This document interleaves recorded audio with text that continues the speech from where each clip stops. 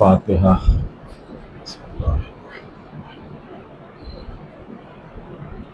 الرحمن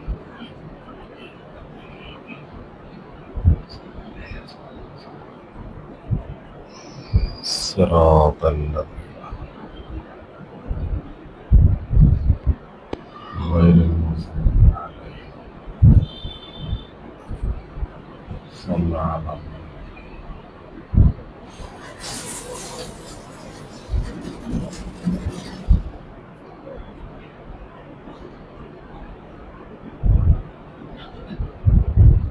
لا حول ولا قوة إلا بالله العلي العظيم أعوذ بالله من الشيطان اللعين الرجيم بسم الله الرحمن الرحيم الحمد لله رب العالمين الصلاة والسلام على رسوله الكريم سيدنا ونبينا وشفيع المذنبين أبي القاسم محمد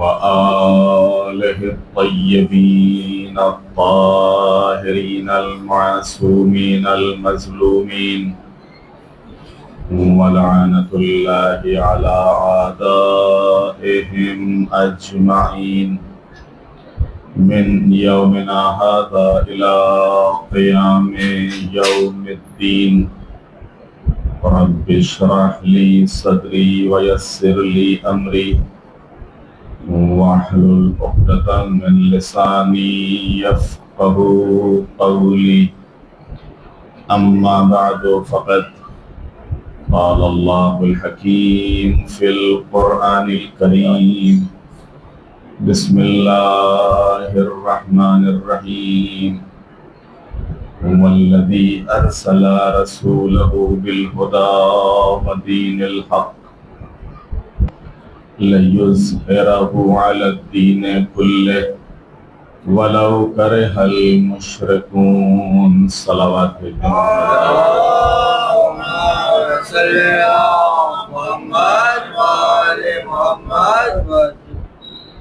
قرآن مجید کے سورہ صف کی آیت ارشاد ہو رہا ہے کہ وہی تو وہ خدا ہے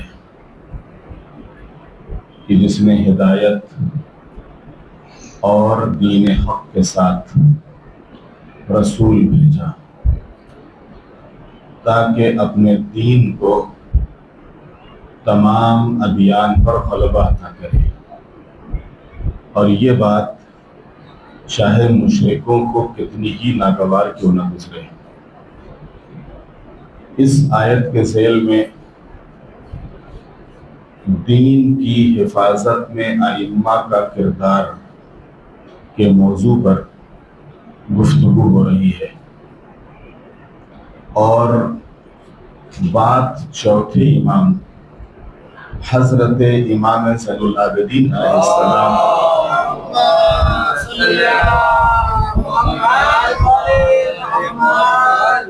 تک پہنچی تھی کہ واقعہ کربلا کے بعد کس طریقے سے ہمارے چوتھے امام نے اس دین کی حفاظت کی ہے۔ اور چوتھے امام کی زندگی میں بھی دو مرحلے ہیں، ایک تو کربلا سے لے کے کوفہ اور شام تک کا مرحلہ، اور دوسرے رہائی کے بعد مدینے واپس آ کر اور پھر وہ آخر عمر تک کا مرحلہ۔ یہ دو مرحلے ہیں، ان دونوں مرحلوں کو کیسے سر کیا ہے اور اس میں کیسے دین کو بچایا ہے۔ جہاں تک کربلا سے کوفہ اور کوفہ سے شام تک کا مسئلہ ہے، یہ آپ کی خدمت میں کل بیان ہو چکا ہے۔ اب جب امام شام سے مدینے واپس آئے ہیں تو مدینے واپس آنے کے بعد یقیناً امام کے لیے بڑا سخت مرحلہ تھا۔ ان حالات میں دین کی حفاظت اور پاسبانی۔ میں نے آپ کی خدمت میں عرض کیا تھا کہ واقع کربلا کے بعد بھی یزید ہی کی حکومت ہے، اور اگرچہ اس نے قافلہ حسینی کو رہا کر دیا ہے لیکن اس کے ظلم میں کہیں سے کمی نہیں آئی تھی۔ اور واقع کربلا کے بعد یہ ہوا کہ یہ جو کوفے اور شام میں ہمارے چوتھے امام اور جناب زینب کے خطبے تھے، ان خطبوں نے اور اس کے بعد جہاں جہاں بھی امام حسین کا پیغام پہنچا ہے کہ آپ کو کربلا کے میدان میں 3 دن کا بھوکا پیاسا آپ کے اصحاب اور انصار اور آپ کے اعزاء اقربا کے ساتھ شہید کر دیا گیا، تو سوال یہ ہوتا تھا کہ کیوں شہید کیا گیا؟ اور پھر جہاں جہاں تک یہ پیغام پہنچ رہا تھا، جن جن بستیوں تک، جن جن شہروں تک، تو ان شہروں اور ان بستیوں سے ایک انقلاب کی آہٹ محسوس کی جا رہی تھی۔ میں نے عرض کیا تھا کہ قافلہ گیا اور کوفے میں ایک انقلابی کیفیت پیدا ہو گئی۔ مدینے واپس آیا قافلہ، مدینے واپس آنے کے بعد مدینے والوں نے یزید کی بیعت سے انکار کر دیا اور سب یزید کی بیعت سے نکل گئے۔ پورا مدینہ واقع کربلا کے بعد جب چوتھے امام واپس آئے مدینے اور مدینے والوں کو پتا چلا کہ ایسا ایسا ہوا ہے، پورے مدینے نے یزید کو حاکم ماننے سے انکار کر دیا۔ مکے میں خود مکے والوں نے بغاوت کر دی اور مکے میں بھی یزید کے خلاف آواز اٹھی، جس کے نتیجے میں واقع حرہ رونما ہوا مدینے میں، اور یزید ہی کے دور میں ہوا ہے۔ مسلم ابن عقبہ اور حجاج بن یوسف، ان کے نام آپ سنتے رہتے ہیں مجلسوں میں، ان کے ذریعے سے مدینے کو تاراج کیا گیا ہے۔ واقع کربلا کے بعد جب مدینے والوں نے بیعت توڑی، مدینے والوں نے بغاوت کی، تو اس بغاوت کو کچلنے کے لیے، دبانے کے لیے واقع حرہ رونما ہوا، اور اس واقع حرہ میں 10,000 افراد قتل کیے گئے مدینے میں، یا ان کے ساتھ زیادتی ہوئی، تجاوز ہوا، ان کی ناموس اور عزت سے کھیلا گیا ہے۔ 10,000 افراد۔ مدینے میں کوئی گھر ایسا نہیں تھا کہ جو محفوظ ہو۔ اگر کوئی گھر محفوظ تھا تو ہمارے چوتھے امام کا گھر محفوظ تھا۔ چوتھے امام کا گھر کیوں محفوظ تھا؟ جب سب گھر تاراج کیے جا رہے تھے تو چوتھے امام کا تاراج کیوں نہیں کیا گیا؟ اور جب چاروں طرف قتل و غارت کری تھی تو پھر جو امام کے گھر میں پناہ لیے ہوئے تھے یا امام کے ساتھ افراد تھے، ان کو کیوں نہیں قتل کیا گیا؟ چوتھے امام نے اول تو یزید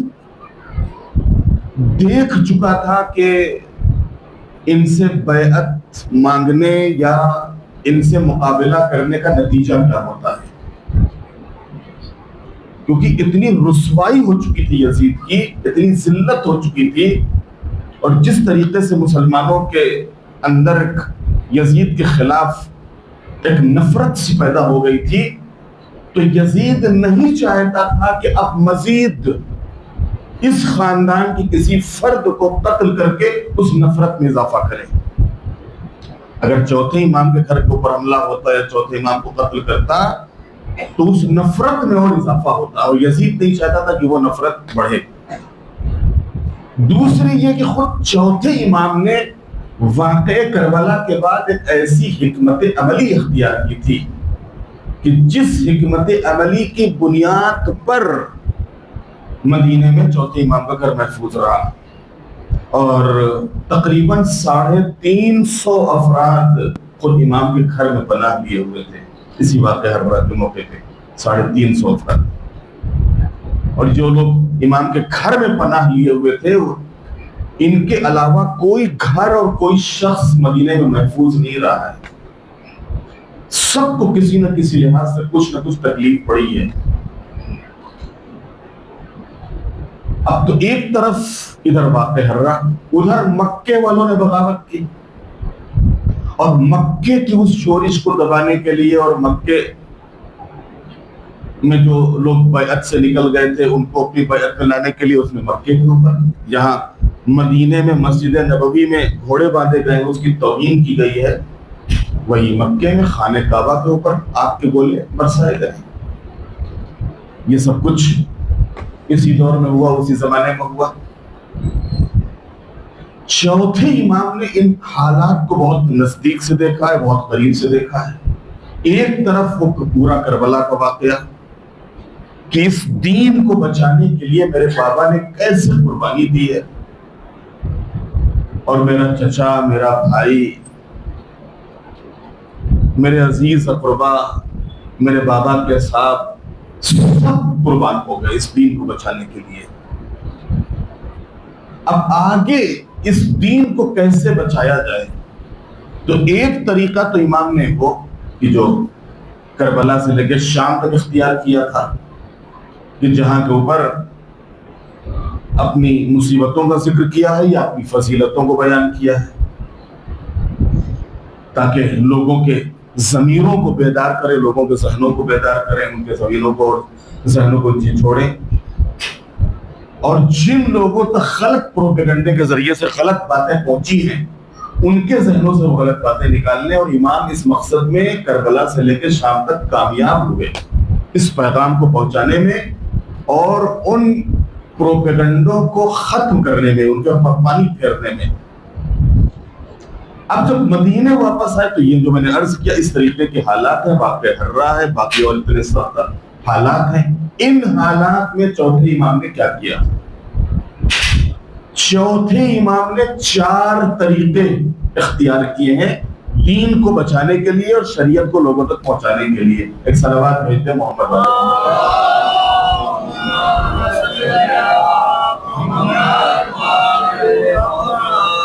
کون کون سے طریقے اختیار کیے چوتھے امام نے؟ اس لیے کہ کھلم کھلا بات نہیں ہو سکتی ہے. امام کو خطبہ مدینے میں نہیں دے سکتے، شام میں دے دیا تھا، کوفے میں دے دیا تھا ان حالات میں، لیکن مدینے میں کوئی خطبہ نہیں دے سکتے امام، حالات اتنے سخت ہیں. مسجد نبوی میں جو خطیب ہے، جو پیش نماز ہے، وہ خود یزید کی طرف سے معین کیا ہوا شخص ہے، جو وہاں کا گورنر ہوتا تھا وہی معین ہوتا تھا. لہذا وہاں کے اوپر خطبہ دینے کا اور وہاں کے اوپر جمعے میں کچھ بیان کرنے کا مقصد اور مطلب ہی نہیں. باقی عام حالات میں حالات اتنے سخت تھے کہ خود امام ڈائریکٹ کسی تقریر کے ذریعے سے، کسی خطبے کے ذریعے سے، کسی بیان کے ذریعے سے حکومت کے ان زیادتیوں کی طرف سے، بدعتوں کی طرف سے، ظلم کی طرف سے لوگوں کو آگاہ نہیں کر سکتے. اب کیا کریں؟ کیسے اپنی بات لوگوں تک پہنچائیں اور ان حالات میں صحیح دین لوگوں کو بتائیں اور اس شریعت کو بچائیں. کیا کیا امام نے؟ 4 طریقے اختیار کیا امام نے. پہلا طریقہ کیا تھا؟ پہلا طریقہ امام نے یہ اختیار کیا کہ مدینے جب واپس آئے اور یہ سارے حالات آپ نے دیکھے تو آپ نے مجلسوں کو قائم کیا، اپنے بابا کی یاد میں مجلس. اور یہ بہترین ذریعہ تھا، بہترین طریقہ تھا لوگوں تک ان مظلوموں کے ذکر کو پہنچانے کا اور اسی ذکر کے بہانے سے ظالم کے خلاف لوگوں کے اندر نفرت پیدا کرنے کا. ظاہر سی بات جب مصائب بیان ہوں گے تو ظاہر سی بات ہے کہ اگر مصائب بیان ہو رہے، امام حسین کی شہادت کا ذکر ہو رہا ہے تو سوال تو آیا تھا کہ امام حسین کس نے شہید کیا، کیوں شہید کیا؟ سوال تو پیدا ہوگا نا. اگر جناب علی اکبر کے سینے پہ پرچی لگی تو کس نے لگائی، کیوں لگائی؟ اگر پانی بند ہوا تو کیوں بند ہوا؟ تو پہلا طریقہ یہ اختیار کیا کہ امام نے مجلسوں کو قائم کیا، یہاں تک کہ اگر کوئی بھی امام کو دعوت دینے کے لیے آتا تھا تو اس دعوت میں بھی امام فرما دیتے تھے کہ میں نے جب سے واقعہ کربلا ہوا ہے اس کے بعد سے میں نے ہر طریقے کی محفلوں اور پروگراموں کو ترک کر دیا ہے، مگر ہاں یہ کہ تم اگر میرے بابا کی مجلس کرو تو میں آؤں گا، اگر تم میرے بابا کی یاد مجلس برپا کرو تو میں آؤں گا۔ اور اس طریقے سے ہم نے مجلسوں کو فروغ دیا، اور ان مجلسوں میں یہ جو مصائب کربلا جو بیان ہوتے تھے تو یہ لوگوں کے دلوں کے اندر اترتے چلے جاتے تھے، لوگوں کے اندر یزید کی طرف سے اور ان ظالموں کی طرف سے کہ جنہوں نے کربلا میں ظلم کیا تھا نفرت سی پیدا ہوتی تھی، اور اسی بہانے سے امام اپنے دین کے پیغام کو، مجلسوں کے بہانے سے دین کے پیغام کو لوگوں تک پہنچاتے تھے۔ کوئی آیت بیان ہو رہی ہے، اب آیت سے کسی کو اختلاف تو نہیں ہے، کوئی حدیث اگر بیان ہو رہی ہے تو حدیث سے کسی کو اختلاف تو نہیں ہے، اور ان آیتوں حدیثوں اور ان مسائل کے ذریعے سے لوگوں تک وہ پیغام پہنچتا تھا۔ اور اسی وجہ سے کہا جاتا ہے کہ یہ مجلسیں حقیقت میں جناب سید سجاد اور جناب زینب کی بنا کردہ ہیں، ان کی قائم کردہ ہیں۔ امام حسین کی مجلسیں، ان کی بنیاد چوتھے امام نے ڈالی ہے، ان کی بنیاد جناب زینب نے ڈالی ہے، اور اس وقت سے لے کے اس کے بعد سے پھر ایک سلسلہ رہا تمام اماموں کے دور میں۔ چوتھے امام کے بعد پانچویں امام کے یہاں بھی یہی انداز رہا۔ اب بس کیونکہ حالات تھوڑے سے بہتر ہو گئے تھے پانچویں امام کے زمانے میں، لہذا اب پانچویں امام کے یہاں کیا ہوتا تھا، جب محرم آتا تھا تو چاند رات ہی سے صف اعضاء بچ جاتی تھی۔ امام کے جو شیعہ ہوتے تھے، امام کے جو چاہنے والے ہوتے تھے، امام جو ملنے آتے تھے تو امام ایک سوگ کی کیفیت میں ہوتے تھے، ایک سوگ کی کیفیت ہوتی تھی چاند رات سے، محرم کا چاند نکلا اور وہ سوگ کی کیفیت تاریخ ہو جاتی تھی ہمارے اماموں کو۔ آپ چھٹے امام کی زندگی کو ملاحظہ فرمائیں، ساتویں امام کی زندگی کو ملاحظہ فرمائیں، آٹھویں امام کی زندگی کو دیکھیں کہ پھر اب ان دنوں میں جیسے جیسے تاریخیں گزرتی تھیں وہ غم بڑھتا جاتا تھا، یہاں تک کہ عاشور کے دن یہ غم اپنے عروج کو پہنچ جاتا تھا، اور امام بزار و قطار گریہ فرماتے تھے۔ یہ گریہ بہت اثر رکھتا ہے، اور یہی وجہ ہے کہ معصومین نے امام حسین کے اوپر گریہ کی خاص تاکید کی ہے کہ تم گریہ کرو، تم رو امام کے اوپر، تم آنسو بہاؤ، تم اپنا گریہ والا چہرہ بناؤ، نہیں گریہ کر سکتے ہو چہرہ بناؤ گریہ والا۔ کتنی تاکید ہے حدیثوں میں گریہ کی، امام حسین کے اوپر گریہ۔ یہ گریہ کاہے کے لیے ہے؟ گریہ کا خود ایک اثر ہے، جب انسان گریہ کرتا ہے، روتا ہے تو اس رونے کا ایک اثر ہوتا ہے۔ گھر میں بچہ اگر رونے لگتا ہے تو جو بڑے بوڑھے ہوتے ہیں، نانا دادا، ارے بھائی بچہ کیوں رو رہا ہے؟ سوال ہوتا ہے کہ نہیں ہوتا ہے، بچہ کاہے کے لیے گریہ کر رہا ہے؟ اس کی ماں سے پوچھتے ہیں، اس کے بعد سوال کرتے ہیں بچہ کاہے کے لیے گریہ کر رہا ہے؟ ہاں یہ فلاں چیز کی ضد کر رہا ہے، اس کو ابھی دیے دیتے ہیں، ارے دے دو بھائی، اس کو گریہ نہ کرے۔ محلے میں کہیں کسی گھر سے گریہ کی آواز آتی ہے، کتنی ہنسی خوشی کی محفلیں ہوتی، کوئی نہیں پوچھتا کیا ہو رہا ہے، لیکن محلے میں کسی گھر سے گریہ کی آواز آ جائے پورا محلہ جو ہے پوچھنے لگتا ہے کیا ہوا، خیریت تو ہے، کیا ہوا، خیریت تو ہے۔ تو گریہ کا اپنا ایک اثر ہے، اسی وجہ سے معصومین نے گریہ کی تاکید کی ہے کہ امام حسین کے اوپر گریہ کرو، اور اسی گریہ کے ذریعے سے حقیقت میں ہمارے اماموں نے وہ پیغام لوگوں تک پہنچایا ہے، اسی مجلسوں کے ذریعے سے وہ پیغام لوگوں تک پہنچایا ہے، اسی امام کی عزا کے ذریعے سے۔ اسی وجہ سے اس عزا، یہ جو فرش عزا ہے، میں کہا کرتا ہوں کہ اس عزا کی بھی قدر کرنا چاہیے، اس فرش عزا کی بھی قدر کرنی چاہیے۔ اور آج کے زمانے میں تو اور بھی زیادہ اس کی اہمیت اور اس کی عظمت کا احساس ہو رہا ہے کہ کم سے کم آج آپ کسی بہانے سے بلاؤ، کتنے لوگ آئیں گے؟ کتنے لوگ آئیں گے؟ یہ صرف امام حسین کا نام ہے کہ جس نام سے اتنے لوگ جمع ہو جاتے ہیں. یہ صرف آپ کے نام کا اثر ہے، ورنہ آپ کسی اور بہانے سے 10 دن تک آپ کہیں پروگرام رکھو کہ 10 دن تک ہمارے یہ پروگرام ہوگا. ارے کہیں کسی بھی تم پارک میں اگر کھانے کی بھی دعوت ہو نا 10 دن تک، تب بھی سب نہیں جائیں گے. ایک دن 2 دن کھا کے جانے ٹھیک ہے چلو چلتا ہے، ٹھیک ہے گئے نہیں گئے. اور 10 دن کون جائے؟ کھانے کے لیے بھی نہیں جائیں گے.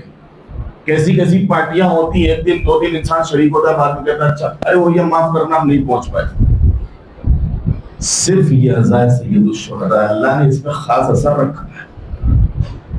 اللہ نے اس عزا میں خاص اثر رکھا ہے کہ یہ امام حسین کا نام لوگوں کو کھینچ کے لے آتا ہے عزا خانوں کی طرف، امام حسین کی مجلس کی طرف.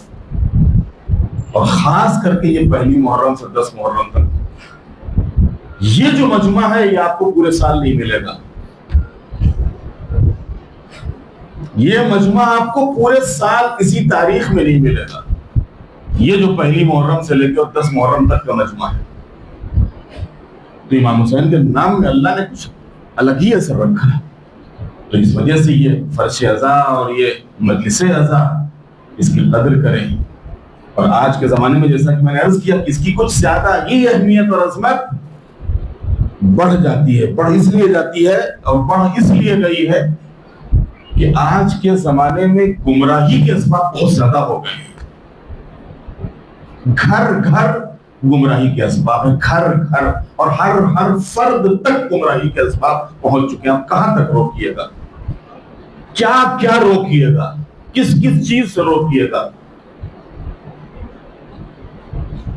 کہاں تک منع کریے گا؟ موبائل ہاتھ میں آپ کیا کیا کہیے گا؟ کہاں تک بچے کو سمجھائیے گا بیٹا یہ نہ دیکھنا، یہ نہ دیکھنا، یہ نہ دیکھنا؟ اور کہاں تک آپ اس کی نگرانی کرو گے؟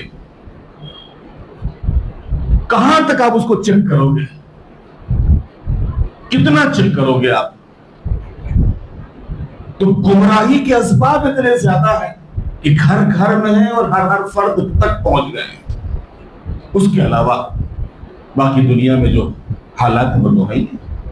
ان حالات میں یہ اکیلا فرش عزا و مجلس عزا ہے کہ جو ہمارے بچوں کو، نوجوانوں کو، جوانوں کو، ہماری قوم کے ہر فرد کو گمراہی سے بچا سکتا ہے.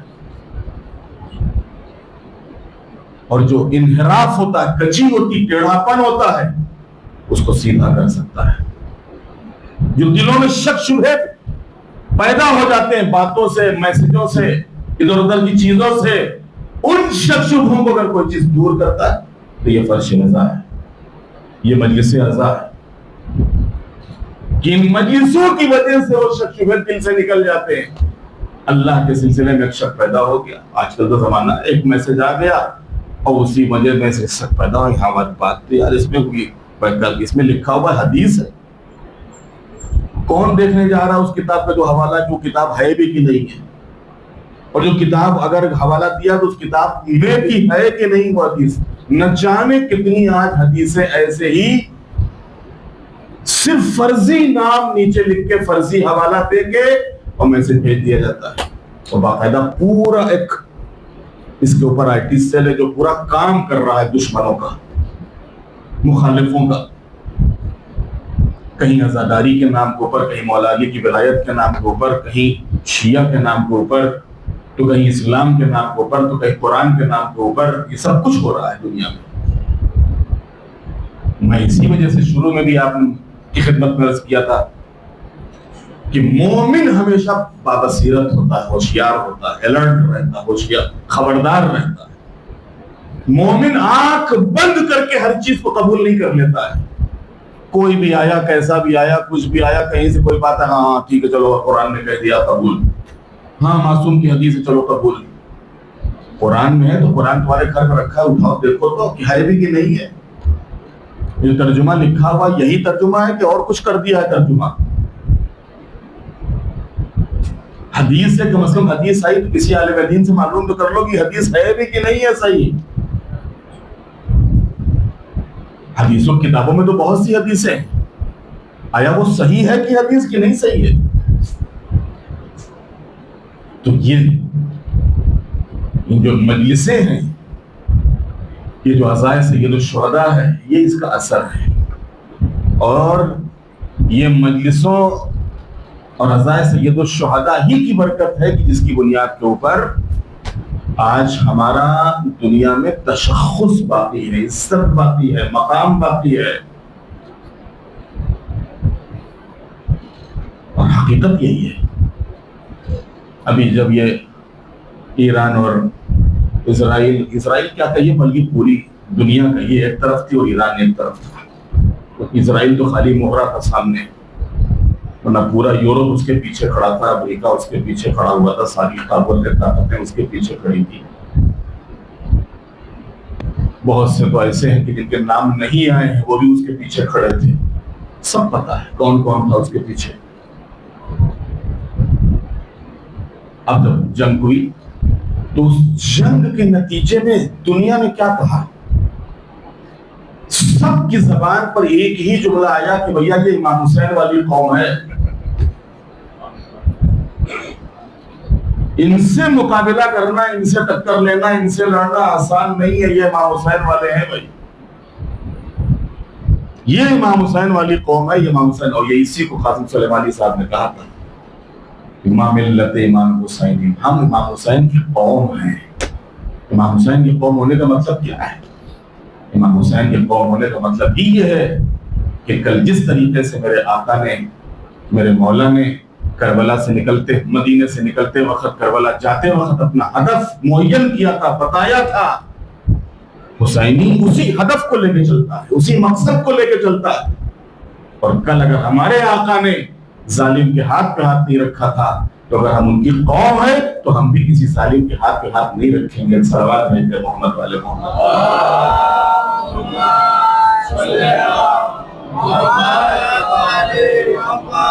تو یہ اثر کس کا ہے؟ فرش اعضا کا, مجلسوں کا, امام حسین کے نام کا. تو پہلا جو طریقہ چوتھے امام نے اختیار کیا کیا تھا؟ مجالس اعضا. ان مجلسوں کے ذریعے سے آپ نے دین کا پیغام, شریعت کا پیغام لوگوں تک پہنچایا ہے. دوسرا کیا طریقہ تھا جو امام نے اختیار کیا ہے مدینے میں آنے کے بعد؟ وہ تھا مدارس دینیہ کا قیام. مدرسہ امام نے مدینے میں مدرسہ قائم کیا تھا. یہی مدرسہ چھٹے امام کے زمانے میں پہنچ کے یونیورسٹی بن گیا تھا. اس کی بنیاد چوتھے امام نے رکھی تھی. اور ابھی چند سال پہلے تک, یعنی میں 2001 اور 2002 کی بات کر رہا ہوں, جب تک اس زمانے میں جب حج پہ گیا ہوں تب تک وہ مدرسہ موجود تھا چوتھے امام کا مدینے میں.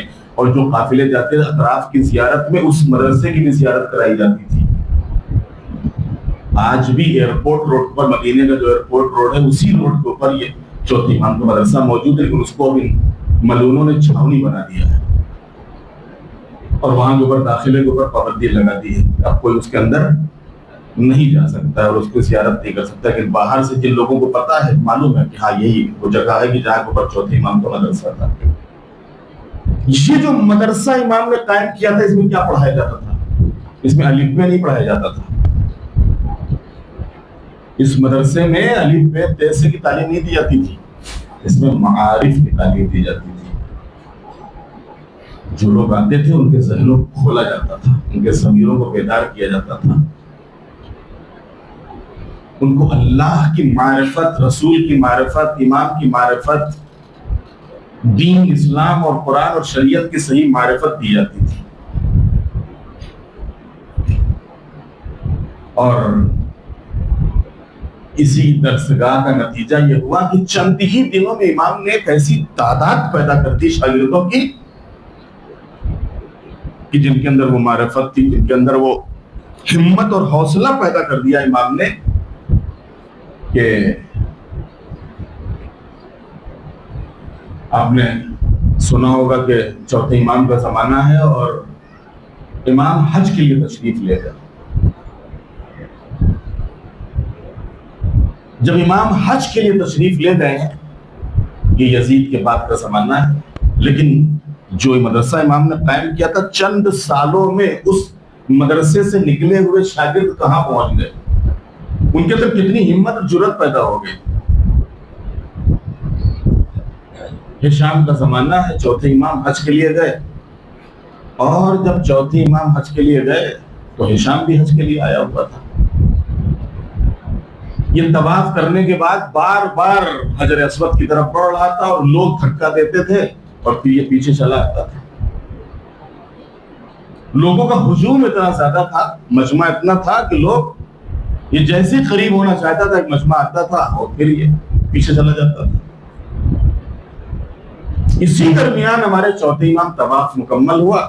جیسے طواف مکمل ہوا تو آپ حجر اسود کو بوسہ دینے کے لیے آگے بڑھے. جیسے ہی آگے بڑھے تو مجمع کائی کی طریقے سے ہٹ گیا اور پورے مجمع نے امام کو راستہ دے دیا. یہ کھڑا دیکھ رہا تھا کہ میں حاکم ہوں، میں خلیفہ ہوں اور میرا یہ مقام اور مرتبہ ہے. ہمارے لیے کوئی ایک آدمی نہ ہٹا، ایک مسلمان نہ ہٹا. یہ کون ہے کہ جن کے لیے مجمع نے راستہ دے دیا، مجمع ہٹ گیا.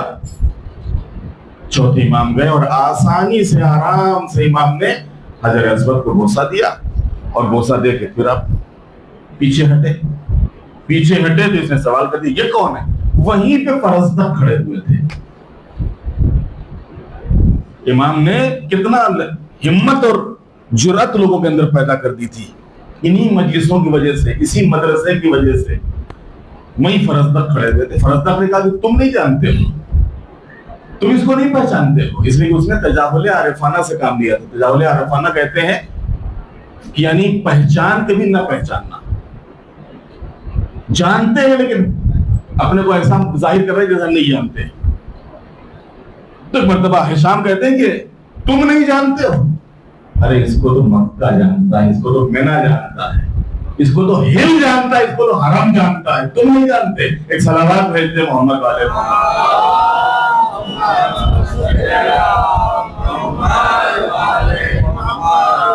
اس کو تو صفا جانتا ہے، اس کو تو مروہ جانتا ہے، تم نہیں جانتے ہو اس کو.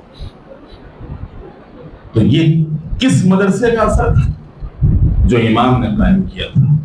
بات آ گئی ہے تو عرض کر دوں کہ دیکھیے، جہاں ایک طرف اس فرش ازا کا احترام ہے اور مجلسوں کی طرف ہماری توجہ ہونی چاہیے، وہیں مدرسوں کی طرف سے بھی توجہ کم نہیں ہونی چاہیے. یہ جو مکتب ہیں، جو مدرسے ہیں، چاہے ہماری بستیوں اور ہمارے شہروں میں ہو، جن میں ہمارے ہی بچے جا کے قرآن مجید کی تعلیم لیتے ہیں، احکام دینی سیکھتے ہیں، اور چاہے اس سے اوپر کے حوزے اور باقی دوسرے مدارس ہوں جو بڑے بڑے شہروں میں یا مختلف شہروں میں قائم ہوں، دونوں کی اہمیت اور عظمت اپنی جگہ کے اوپر ہے. اور خاص کر کے یہ جو بچوں کے لیے مکتب اگر جماعت میں ہے، اگر سماج میں ہے، اگر شہر میں ہے، تو اس طرف سے ہم کو بے توجہ نہیں ہونا چاہیے. کبھی کبھی یہ شکایتیں اکثر میں کہیں کے اوپر بھی کسی بستی میں جاتا ہوں، اب کہیں کہیں کے اوپر واقعاً مولانا کی بات بھی بجا ہوتی ہے. ابھی کل ہی ایک صاحب سے بات ہو رہی تھی، فلاں بستی میں ہوں، فلاں جماعت میں ہوں، اور یہاں اس طریقے سے مدرسہ ہے. لیکن جب والدین بچوں ہی کو نہیں بھیجیں گے تو بیچارہ مولوی کیا کرے. آپ کہہ رہے ہو مدرسہ نہیں چلتا، مدرسہ نہیں چلتا، مدرسہ نہیں چلتا، وہ بیچارہ ٹائم کے اوپر آ کے مدرسے میں بیٹھ جاتا ہے. آپ نے کہا کہ شام کو پڑھاؤ، وہ شام کو بیٹھا ہوا ہے. آپ نے کہا صبح کو لگاؤ، وہ صبح بیٹھا ہوا ہے.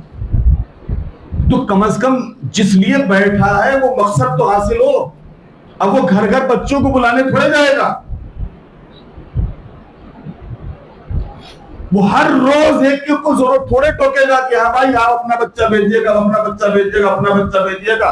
کم از کم اتنا احساس تو خود ہم کو ہونا چاہیے. ان بچوں کے متعلق کل اس مولوی سے نہیں پوچھا جائے گا، ماں باپ سے پوچھا جائے گا. کہ اگر بچوں نے قرآن کی تعلیم نہیں لی ہے، دینی احکام نہیں سیکھے ہیں، تو مقامی مولوی سوال نہیں ہوگا تم نے کیوں نہیں سکھایا. سوال یہ کہ تم نے بھیجا مولوی کے پاس. ہاں بھیجا ہو پھر نہ سکھایا ہو، وہ ذمہ دار ہے، کل اس سے سوال ہوگا، وہ جواب دہ ہوگا اللہ کے نزدیک. لیکن ہم بھیج ہی نہیں رہے، ہم بچوں کی طرف سے غافل ہیں، بے توجہ ہیں. اور پھر صاحب یہ شکوا ہے کہ مدرسہ چل نہیں رہا، مدرسہ چل نہیں رہا. مدرسہ کیسے چلے؟ کم از کم ماں باپ کا بھی تو کچھ فرض ہے، ماں باپ کی تو ذمہ داری ہے. شہر میں جوان نوجوان ہوتے ہیں، کم از کم تھوڑا سا تو کچھ ایکٹیو ہو. کم از کم ایک چھوٹی سی کمیٹی بنا کے 4-5 جوان آگے آ کے چلو بھائی ہم لوگ مدرسہ سنبھالتے ہیں، مدرسے میں دیکھیں ٹائم سے چلتا ہے کہ نہیں چلتا ہے، بچے آتے کہ نہیں آتے. نہیں آتے تو کیوں نہیں آتے؟ کم از کم جا کے پیرنٹ سے ملے، ان کے والدین سے ملے. وقتاً فوقتاً کوئی مدرسے کا ایسا پروگرام رکھے جس میں بچوں کو پروتساہت کیا جائے، ان کے پیرنٹس کو پروتساہت کیا جائے، مولانا کو پروتساہت کیا جائے، تاکہ شوق پیدا ہو. کس طریقے سے آج اسکولوں اور کالجوں کے لیے آپ اتنی دولت لٹا دیتے ہو، اتنا ٹائم دے دیتے ہو، ایک فون آتا ہے پیرنٹس میٹنگ کا بھاگے بھاگے چلے جاتے ہو. لیکن مدرسے کے لیے ہمارے پاس نہ کوئی وقت ہے، نہ کوئی ٹائم ہے، نہ کچھ. اس کی بیچارے کو سننی بھی نہیں، خود اپنی سنانی ہے آ کے ہم کو، اس کی سننی بھی نہیں ہے ہم کو، اپنی سنانی ہے، اپنی کہنی ہے ہم کو. تو مدرسوں کی طرف سے یہ مکتب جو ہے ان کی طرف سے غافل نہ ہو، کچھ اپنے اندر حرکت پیدا کرے. صحیح ہے کہ ہاں بھائی روزگار ہے، کاروبار ہے، بزنس ہے، وقت نہیں ملتا ہے، لیکن جس طریقے سے رات برات آپ ماشاءاللہ سے وقت نکال کے مجلسوں میں آ جاتے ہیں، ایسی کبھی رات کو بھی کچھ ایسے افراد، کمیٹی، جماعت جو بھی ہے، اپنا ان کی طرف سے معین ہوگا کہ ہاں بھیا تم لوگ تھوڑا سا آگے آؤ. خود جوانوں کے اندر یہ جذبہ ہونا چاہیے، شوق ہونا چاہیے کہ کم از کم کچھ ان کے اندر حرکت ہو. کہ خالی جس طریقے سے ہمارے بزنس حاصل کرنے کے لیے حرکت کرتے کہ نہیں کرتے صبح سے لے کر رات تک، ویسے دین کے لیے اپنے اندر کچھ حرکت پیدا کریں. پیسہ کمانے کے لیے ہمارے یہاں حرکت ہے، لیکن دین کو حاصل کرنے کے لیے، اپنے کو بچوں کو دیندار بنانے کے لیے کوئی حرکت نہیں. ہم بیٹھے ہوئے ہیں، ٹھیک ہے اپنا ہوگا ٹھیک ہے دیکھ لیں گے. بچہ سیکھتا ہے ٹھیکتا نہیں سیکھتا نہیں سیکھتا ہے. عزیزان محترم اس زمانے میں اور زیادہ اس کی اہمیت ہو گئی کہ ہم دیکھیں بچپن کا جو علم ہوتا ہے، بچپن کے علم کے لیے امیر المومنین نے فرمایا العلم فی الصغر النقش کالحجر. زمانے طفولیت یعنی بچپن کا علم اس نقش کے مانند ہے جو پتھر پر کندہ کیا جاتا ہے، پتھر پر لکھ دیا جاتا ہے.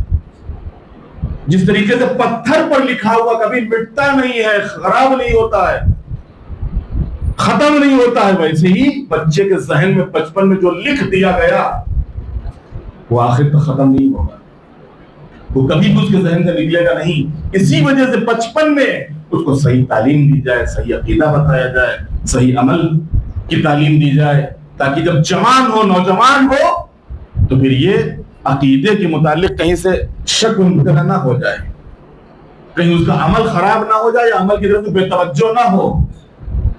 اس لیے کہ اگر بچپن ہی کی منزل میں اس نے سیکھ لیا ہے تو یہ پرابلم نہیں تھی. تو یہ دوسرا طریقہ تھا جو ہمارے چوتھے امام نے اس شریعت کو لوگوں تک پہنچانے اور دین کو بچانے کے لیے اختیار کیا تھا. واقع کربلا کے بعد ایک مجلس اعظم، دوسرے مدرسہ دینی، مدرسہ علمیہ. تیسرا جو طریقہ تھا امام کا وہ تھا لوگوں کی مشکلات کا حل. امام رات کو نکلتے تھے، غلے کی اور اناج کی روٹی کی بوری اپنی پشت کے اوپر لاتے تھے، اور اپنی پشت کے اوپر رکھ کے ایک ایک گھر میں کون مدینے میں غریب ہے، کون بیوہ ہے، کون یتیم ہے، اس کے دروازے پہ جاتے تھے، اور دروازے پہ جانے کے بعد دستک دیتے تھے. گھر والا نکلتا تھا، خود آڑ میں چلے جاتے تھے، ہاتھ بڑھاتے تھے اور اس کو وہ تھیلی پکڑا دیتے تھے، تھیلی پکڑا دیتے تھے. اور اس طریقے سے کوئی بھی امام کی خدمت میں آتا تھا، کبھی بھی کوئی بھی سوال کرنے کے لیے، چاہے وہ کوئی مادی سوال ہو یا مانوی سوال ہو. کسی کی کوئی بھی مشکل ہوتی تھی اس کو حل کرنے کے لیے امام آمادہ اور تیار ہوتے تھے. امام اس مشکل کو آسان کرتے تھے, اس مسئلے کو حل کرتے تھے. اس کی وجہ سے کیا ہوا, لوگوں کے دلوں میں امام کی محبت گھر کر گئی تھی. مدینے کے جتنی بھی افراد تھے سب امام کو بڑا احترام کرتے تھے. وقت پڑے گا تو یہی کام آئیں گے, یہ مسئلہ آئے گا تو یہی کے پاس جانا پڑے گا. انہوں نے ہمارے اس موقع کو جو ہمارے پاس کھانے کے لیے نہیں تھا, انہوں نے مدد کی تھی. ہمارے گھر میں فاقے ہو رہے تھے, انہوں نے روٹیاں پہنچائی تھی. امام کی محبت گھر کر گئی. اگرچہ امام نے کبھی بھی اپنے نام کو ظاہر نہیں کیا, لیکن جب کوئی بھی انسان چھپ کر صدقہ دیتا ہے یا خیرات کرتا ہے اور اپنے نام کو چھپاتا ہے تو اللہ خود اس کے نام کو ظاہر کر دیتا ہے. خود اس کے نام کو ظاہر کر دیتا ہے. اگر خلوص انسان کے اندر ہے اور خلوص کے ساتھ انسان کام کر رہا ہے تو اللہ اس کو خود عزت دے دیتا ہے اسی خلوص کی بنیاد کے اوپر, جس کا نمونہ جس کا ثبوت خود ہمارے ائمہ ہے. یہ تیسرا طریقہ تھا جس کی بنیاد پر بھی میں نے عرض کیا کہ خود واقع حرہ کے موقع کے اوپر 350 افراد امام کے گھر میں پناہ لیے ہوئے ہیں. لوگوں کی مشکلات کا حل. چوتھا اور آخری جو طریقہ تھا امام کا اس شریعت کو بچانے اور دین کو پہنچانے کے لیے, وہ تھا دعا. دعاؤں کے ذریعے سے امام نے اپنا پیغام پہنچایا ہے. دعاؤں کے ذریعے سے اپنی پوری بات لوگوں تک پہنچائی ہے. دعاؤں کے ذریعے سے اس وقت کے حالات کو بیان کیا ہے. دعاؤں کے ذریعے سے ان ظالموں اور حاکموں کے خلاف امام نے آواز احتجاج بلند کیا. جتنی بھی چوتھے امام کی دعائیں سب ہمارے ہاتھوں میں, صحیفہ کاملہ کی صورت میں, صحیفہ سجادیہ کی صورت میں. بہت بڑا سرمایہ ہے یہ نہج البلاغہ, صحیفہ سجادیہ. واقعاً کبھی موقع ملے, کبھی وقت ملے, کبھی ٹائم ملے, کبھی آفس کے اوپر, دکان پہ, مکان میں, کبھی بھی اٹھا کے اس کو دیکھیں. کسی بھی دعا کا ترجمہ پڑھ کے دیکھیں تو ایسا لگے گا آج ہی کے زمانے کی بات ہو رہی ہے. یہ اس دور کی بات ہی نہیں ہے. یہ آج ہی کے لیے چوتھے امام نے یہ دعا کہی ہے. آج ہی کے لیے دعا تعلیم دی, آج کے زمانے کے لیے, آج کے حالات کے لیے, ہمارے ہی لیے ہے یہ دعا. ایسا لگے گا آپ کو. ساری دعائیں چوتھے امام کی واقع کربلا کے بعد کی ہیں. کوئی ایک بھی دعا امام کی واقع کربلا سے پہلے کی نہیں ہے. صحیفہ کاملہ میں جتنی دعائیں ہیں سب واقع کربلا کے بعد. اور امام نے ہر چیز کے لیے اس میں شیطانوں سے بچنے کے لیے ہے, سرحدوں کی حفاظت کے لیے ہے, دین کی حفاظت کے لیے ہے, والدین کے لیے ہے, اولاد کے لیے ہے. کس چیز کے لیے دعا نہیں ہے؟ والدین کے لیے دعا کیسے کریں, اولاد کے لیے کیسے دعا کریں, خود اپنے لیے اپنے کو محفوظ رکھنے کے لیے کیسے دعا کریں, خود رزق میں اضافے کے لیے کیسے دعا کریں. باقی اور جو دنیا میں حالات ہوتے ہیں, ایک جنگ کے حالات پیدا ہو گئے, ان حالات میں ہم کیا کریں. ایک ڈر اور خوف کا ماحول شہر میں پیدا ہو گیا, اس میں ہم کیا کریں. مشکلات میں چاروں طرف سے گر گئے, ان مشکلوں سے کیسے نکلیں. یہ وہ ساری دعائیں ہیں کہ جو چوتھے امام نے اسی صحیفہ کاملہ میں آپ کو مل جائیں گی, اور امام نے دعائیں تعلیم دی ہیں. بہت بڑا خزانہ ہے, بہت بڑا ذخیرہ ہے ان دعاؤں کی صورت میں ہمارے ہاتھوں میں, ہمیں قدر کرنی چاہیے. صحیفہ کاملہ. امام ہر موقع کے اوپر, کیونکہ حالات ایسے نہیں تھے کہ اپنے کھل کے اپنی بات نہیں کہہ سکتے تھے, لیکن آپ دعا میں وہ کر بات کہہ دیتے تھے. مجلس ختم ہوتی, مجلس ختم ہونے کے بعد دعا ہوتی ہے. معبود ظالموں سے ہماری حفاظت فرما, ظالموں سے حفاظت فرما. جو ظالم ہے وہ سے اللہ حفاظت فرمائے, چاہے ہمارے ملک میں ہو چاہے ہمارے ملک کے باہر ہو, جو بھی ظالم ہے. اور اس طریقے سے امام نے پیغام پہنچا دیا. امام نے پیغام پہنچا دیا. دشمنوں سے ہماری حفاظت فرما, ظالموں سے ہماری حفاظت فرما. مکارم الاخلاق. دعائیں مکارم الاخلاق میں کون سی صفت ہے کہ جو امام نے نہیں بیان کی. خود ہماری روحانی اور مانوی جو نفسانی بیماریاں ہوتی اس کا بھی علاج اس میں ہے، اور جو جسمانی ہے اس کا بھی ہے۔ ہم کو کیا کرنا چاہیے، کیسے زندگی گزارنا چاہیے، کیسے رہنا چاہیے، بچے، نوجوان، جوان، ہمارا گھر، ہمارا خاندان، ہر چیز کے لیے آپ کو اس میں دعا ملے گی۔ اس میں آپ کو دعا میں بھی آپ کو ایک راستہ دکھے گا، وہ دعا آپ کی رہنمائی کرے گی کہ آپ کو کرنا کیا ہے۔ یہ 4 طریقے تھے کہ جو امام نے اختیار کیے تھے اس دین کو پہنچانے اور شریعت کو بچانے کے لیے۔ واقع کربلا کے بعد دین کی حفاظت میں اماموں کا کردار، کیسے ہمارے اماموں نے یہ دین بچایا ہے اور شریعت کو ہم تک پہنچایا ہے۔ یہ آسانی سے نہیں دین پہنچا ہے، اس کے لیے اماموں نے قربانیاں دی ہیں، اس کے لیے اماموں نے فداکاریوں سے کام لیا ہے، تب کہیں جا کے ان کی قربانیوں اور فداکاریوں کے نتیجے میں یہ دین ہم تک پہنچا ہے۔ اس غیبت کے زمانے میں بھی یہ آسانی سے دین ہم تک نہیں آیا ہے۔ اس غیبت کے زمانے میں بھی یہ قربانیوں کے بعد اور فداکاریوں کے بعد یہ عزا اور یہ دین اور یہ ساری چیزیں ہم تک پہنچی ہیں۔ اتنی آسانی سے ان کو ہم ہاتھ سے نہ جانے دیں، کیونکہ آسانی سے نہیں آئی ہیں یہ سب۔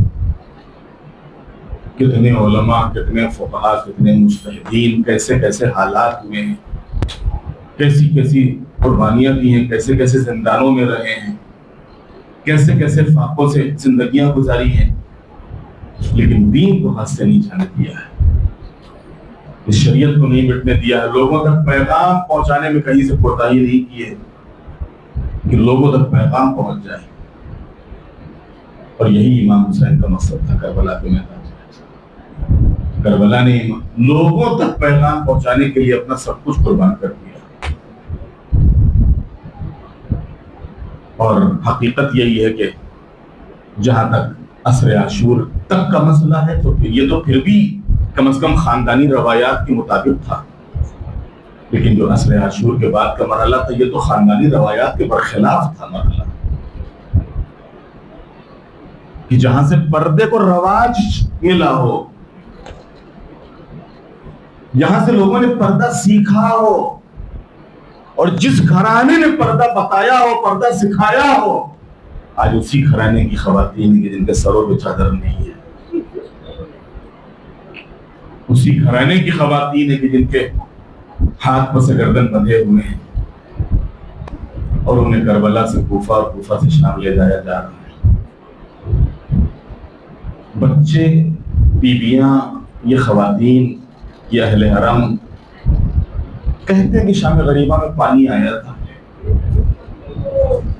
لیکن ان بچوں کو، ان اہل حرم کی پیاس کب بجھی کچھ پتا نہیں ہے، وہ پانی پیا بھی کہ نہیں پیا۔ اور ظاہر سی بات ہے کہ ایسے ماحول اور ایسے حالات میں کیا کوئی پانی پیے گا؟ گھر میں ایک میت ہو جاتی ہے تو ایک گھونٹ پانی نہیں اترتا ہے، جہاں 18 لاشیں پڑے ہیں، جہاں 18 میتیں سامنے پڑی ہوں تو وہ کھانا کھائیں گے، وہ پانی پیئیں گے۔ تو ان کی سوجا آئی تھی، وہ کھانا لے کر آئی تھی، پانی لے کر آئی تھی، لیکن جس طریقے کے حالات ان اہل حرم کے سامنے تھے، جس طریقے کے حالات ان بچوں کے سامنے تھے، کیا کھانا کھایا ہوگا، کیا پانی پیا ہوگا، ان بچوں کی پیاس کب بجھی نہیں معلوم۔ بس ایک روایت سن لیجیے اور اسی کے اوپر مجلس ختم۔ کہتے ہیں قافلہ کربلا سے روانہ ہوا۔ اب جو قافلہ کربلا سے روانہ ہوا کوفے کے لیے، پہلے کوفہ گیا تھا پھر شام گیا تھا، اب جب کوفے کے لیے قافلہ روانہ ہوا ہے تو ایک مقام کے اوپر کوفے پہنچنے سے پہلے قافلے کو روکا گیا، اور جب قافلے کو روکا گیا تو شمر اپنے کچھ ساتھیوں کو لے کے فرات کی طرف گیا تاکہ مشکیزوں کو پانی سے بھر کے لائے اور اپنے سارے سپاہیوں کو اور ان گھوڑوں اور ان ناکوں کو پلائے۔ کچھ دیر نہ گزری تھی کہ شمر واپس ہوا پانی لے کے اپنے ساتھیوں کے ساتھ، اور پھر اس نے ایک ایک سپاہی کو پانی پلانا شروع کیا۔ جنت سکینہ جو منظر دیکھ رہی تھی، اللہ اکبر، کیا نظر رہی ہوگی اس بچی کے اوپر. جناب سکینہ اس منظر کو دیکھ رہی تھی. وہ کہتی ہیں ننھے ننھے قدموں سے آپ جناب زینب کے قریب آئی اور قریب آنے کے بعد کہتی پھوپھی اماں اگر آپ کی اجازت ہو تھوڑا سا پانی میں بھی سے. جناب زینب فرماتی بیٹی شور بہت شدید ہے تجھے پانی نہیں دے گا لیکن اگر تم جانا چاہتی ہو جاؤ دیکھ لو. جناب سکینہ اس ملون کے قریب آئی اور ملون کے قریب چلو بنا کے کہتی ملون تھوڑا سا مجھے بھی پانی دے دے. کہتے جب سکینہ دائیں طرف آتی تھی ملون اپنا رخ بائیں طرف کر لیتا تھا اور جب بائیں طرف آتی تھی تو اپنا رخ دائیں طرف کر لیتا تھا. سکینہ سمجھی کہ شاید جب سارے سوار پانی پی لیں گے تب ہم کو مل جائے گا. سکینہ نے دیکھا کہ سارے سپاہی پانی پی چکے. سکینہ پلانے پڑی. اب جو پانی کا مطالبہ کیا تو اس نے گھوڑوں کو پلانا شروع کر دیا. سکینہ کی طرف سے توجہ ہٹا کے اس نے گھوڑوں کو پلانا شروع کر دیا. پانی کا مطالبہ کیا لیکن پانی نہیں دیا. جناب سکینہ سمجھی کہ شاید جب سب کے ساتھ گھوڑے پی لیں گے تب شاید پانی مل جائے. گھوڑے پی چکے سکینہ پھر قریب میں لیکن پانی ملون نے نہیں دیا اور ناکوں کو پلانا شروع کر دیا. عزادارو سکینہ انتظار کر رہی کہ شاید جب ناکے پانی پی لیں تب پانی مل جائے. لیجیے سپاہی پانی پی چکے, گھوڑے پانی پی چکے, اونٹ پانی پی چکے. سکینہ ننھے ننھے قدموں سے آگے بڑھی. وہ ملون مجھے بھی تھوڑا سا پانی دے دے. وہ کہتے کہ ملون نے ایک مرتبہ اپنا رخ سکینہ کی طرف کیا, غور سے سکینہ کی طرف دیکھا اور غور سے دیکھنے کے بعد پھر اپنا رخ بالکل پھیر لیا سکینہ سے اور ایک مرتبہ زمین کے اوپر مشکیزے کے دہانے کو کھول دیا. اور جیسے ہی پانی کو بہتا ہوا دیکھا سکینہ نے اس گیلی مٹی کے اوپر ہاتھوں کو رکھا, سر کے اوپر رکھ کے کربلا کا رخ کیا. اے میرے غیرت دار چچا عباس, ارے ذرا کوفے کے راستے میں آ جاؤ. تو پانی آیا تھا, دشمن سیراب ہو رہا ہے لیکن آپ کے بچے اب تک پیاسے ہیں. آپ کی سکینہ اب تک جاں بلم ہے, کوئی سکینہ کو پانی پلانے والا.